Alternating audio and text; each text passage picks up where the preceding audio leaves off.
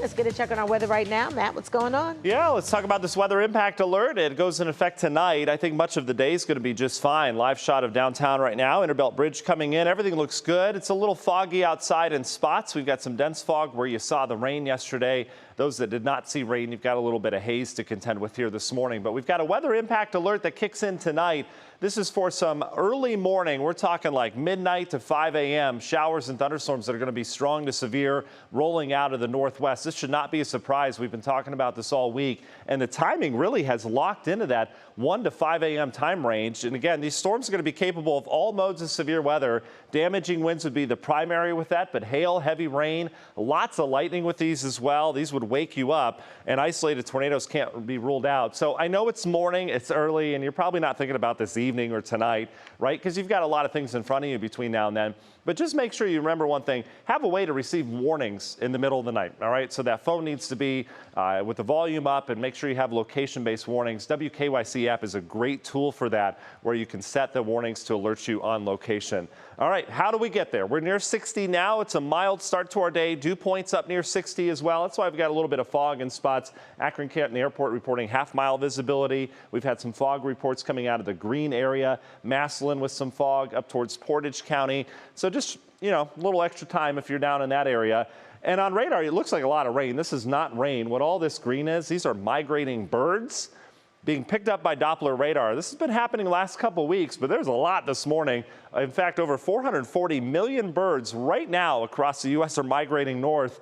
They pick up on that south wind and they just ride it. And that's what we've got here this morning. So outside of the birds, we do have some rain moving in. This produced some flooding back towards Findlay overnight, just slow moving thunderstorms. And you can see we've got a lot of heavy rain moving in areas of Huron County right now. Mansfield, Belleville picking up some rain. This will spread into Ashland, eventually into Wellington, Medina, and Worcester. This whole area of rain this morning should shrink in coverage, but it's going to take its time doing so. So some leftover clouds and rain this morning for those locations. And then we dry out and attention turns towards this powerhouse low out towards the west. There's a ton of humidity to work with out ahead of this. And you can see where this wind shift takes place. This is where the front is.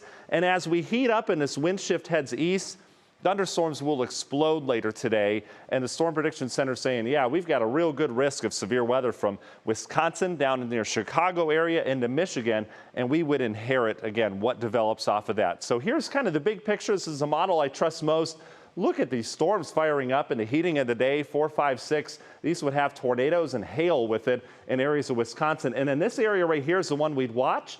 We'd watch a complex of storms roll across Michigan, likely with damaging winds and some tornadoes with that. And then that would roll and kind of curve its way across Lake Erie through northern Ohio before it pushes on out. We've done this before. And again, usually how these storms behave is they have a lot of damaging wind with it. And unfortunately, the timing just isn't great with the overnight. So National Timer hour by hour forecast. Let's get into the details locally. Plenty of sunshine today after that rain and cloud mass burns off. We're in the 80s this afternoon, kind of muggy as well. Can't rule out a stray downpour. We should stay dry. 11 o'clock at night, we're in the upper 70s. That tells you something's going on, right? Here comes the latest model run. It's backed off a little bit on the timing by about an hour, but you get the idea. Anytime after 1 in our western counties, we'll be dealing with a line moving off the lake. And then notice how it kind of ramps up. 3, 4 o'clock says our model with storms, Cleveland down towards Akron. All modes of severe weather with this as well. And then for that morning rush hour, it's out of here. And we have nothing but sunshine tomorrow out ahead of a late day storm chance. So again, all this is overnight when a lot of us are going to be sleeping. Damaging winds, hail, tornado risk, heavy rain. There you go. All modes possible. All right, when do we say goodbye to the humidity? Not till Saturday. And then next week looking kind of cool and dry. It's going to be a refreshing week compared to where we've been this week. Long range forecast shows us why. One more final hit of rain and a couple storms Friday night, Saturday. And then we have a steady diet of northwest flow and a big high pressure that builds in. That high next week will keep a lot of this rain at bay. It'll be real close to us, but it'll keep it off to the west until later next week. But overall, we're going to be on the cooler side of storm systems next week. And as a result, look at this temperature dive. Union Hill Mortgage 10-day forecast from the 80s the next 2 days with humidity. Pleasant weekend shaping up. And then next week, a lot of 50s and 60s with a few rain chances. But overall, much cooler and pretty comfortable next week. Danita? I would say comfortable. Thank you, Matt.